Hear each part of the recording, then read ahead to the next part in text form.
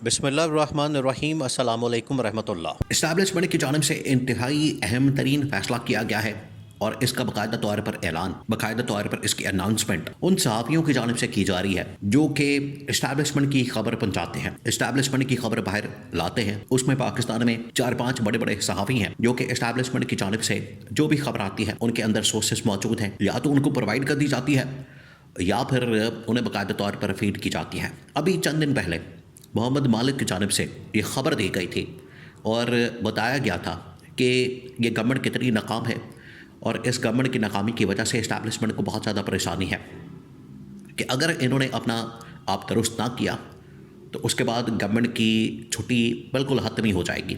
और उन्होंने दूसरा ये ऐलान किया था, मोहम्मद मालिक ने ही इमरान खान के मुतालिक ये खबर दी थी कि अगर इमरान खान दो चीज़ों के ऊपर, दो शर्तों के ऊपर हमारे साथ बैठ जाए, बात करें, तो हम इमरान खान को आज़ाद करने के लिए, रिहा करने के लिए, रिलीफ देने के लिए तैयार हैं। उसमें ये था कि इमरान खान इस्टेब्लिशमेंट के मुतालिक बात करना छोड़ दें, अफ़गान पॉलिसी के ऊपर हमारी हिमायत करे, सपोर्ट करे। ये लेकिन अब एक और अहम तरीन सहाफ़ी मुनीफ फारूक की जानिब से ये खबर दी गई है। उन्होंने बाकायदा वीलॉग के अंदर ये अपनी इन्फॉर्मेशन शेयर की है कि 2026 का साल जो है ये तब्दीली का साल है और इसी एक दो महीनों के अंदर हो सकता है कि रमज़ान के बाद, ईद के बाद ये बाकायदा तौर पर तब्दीली आ जाए।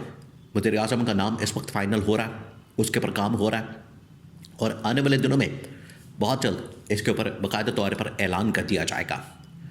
अब ये जो 3-4 खबरें हैं मुनीफ फारूक की जानिब से, फिर उसके बाद मोहम्मद मालिक की जानिब से, और उससे पहले सुहेल वड़ाइच ने कॉलम लिखा और अंसार अब्बासी ने कॉलम लिखा। अगर आप इन 3-4 चीज़ों को मिला के ये डॉट्स को कनेक्ट करेंगे तो फिर आपको समझ आ जाएगी, आपके सामने पूरी हकीकत खुल के सामने आ जाएगी।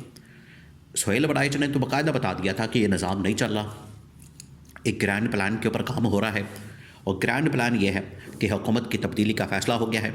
2026 में अब इस हुकूमत को बिल्कुल घर भेज दिया जाएगा और इन हाउस चेंज किया जाएगा, या तो उसमें टेक्नोक्रेटिक सेटअप कायम कर दिया जाएगा और उसमें एक्सपर्ट माहिरीन अपनी फील्ड के ला के बैठाए जाएंगे। नंबर 2, उसके अंदर बिल्कुल एक नया ही निज़ाम कायम किया जा सकता है। तो दोनों ऑप्शन थी।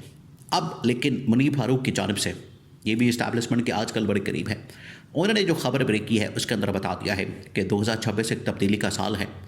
इंटरव्यूज़ हो रहे हैं, लोग अपनी अपनी सीवियाँ लेके इस्लामाबाद में फिर रहे हैं, घूम रहे हैं और बहुत जल्द इंटरव्यूज़ होने के बाद, नाम फाइनल होने के बाद बाकायदा इसको पब्लिक कर दिया जाएगा, पब्लिक के सामने लाया जाएगा, अनाउंसमेंट कर दी जाएगी और वज़ीर आज़म का नाम सामने आ जाएगा।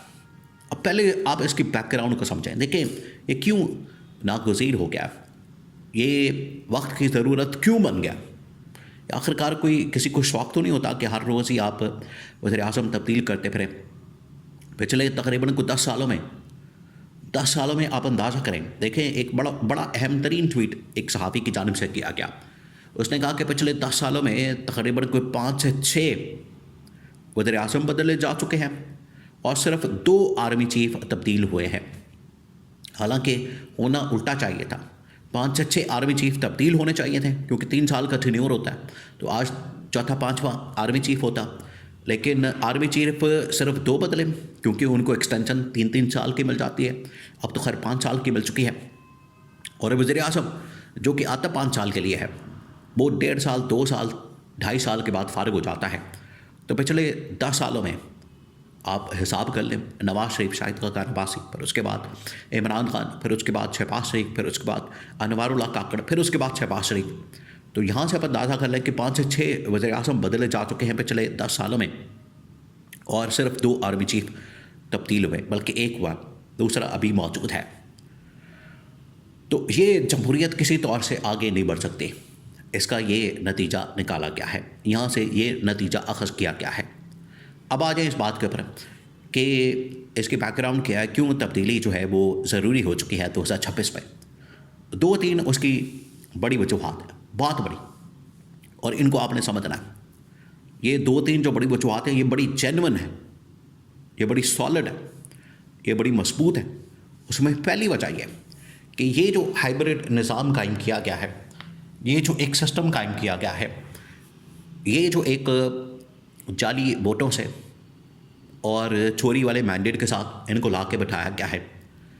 मकसद तो ये था कि इनको लाने के बाद पाकिस्तान के अंदर थोड़ा सा ट्रैक बेहतर होगा, पाकिस्तान एक डायरेक्शन की जानिब गामजन होगा, ट्रैक पर आएगा, इकॉनमी बेहतर होगी, पॉलिटिकल मामलात बेहतर होंगे। लेकिन ये कुछ होने के बजाय उल्टा पाकिस्तान ट्रैक से उतर गया, डायरेक्शन इसकी ख़राब हो गई, सियासी मुआशी अदम इस्तेहकाम आ गया, उल्टा पाकिस्तान से इन्वेस्टमेंट जाना शुरू हो गई। इन्वेस्टमेंट आने के बजाय यहाँ से इन्वेस्टमेंट जाना शुरू हो गई, और इन्वेस्टमेंट के साथ साथ यहाँ से बहुत बड़ी तादाद में 50 लाख से 1 करोड़ पाकिस्तानी पिछले तकरीबन को 5 सालों से, और उसमें भी हिसाब लगा लें पिछले 3 सालों में, पाकिस्तान छोड़ के जा चुके हैं। ये हालत हो गई है। ये इस गवर्नमेंट की नालायकी, नाकामी, इसकी गवर्नमेंट की करतूतों की वजह से आज पाकिस्तान को ये भुगतना पड़ा है।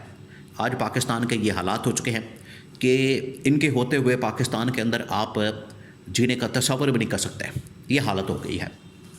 तो इन्वेस्टमेंट तो दूर की बात है, यहाँ पर किसी ने कारोबार क्या करना है, उल्टा यहाँ जो लोग कारोबार कर रहे हैं उनके कारोबार तबाह हो चुके हैं, लोगों का रोज़गार तबाह हो चुका है, और लोग यहाँ से पाकिस्तान से मुल्क छोड़ के जा रहे हैं। डायरेक्ट इनकी जिम्मेदारी किसके ऊपर आती है?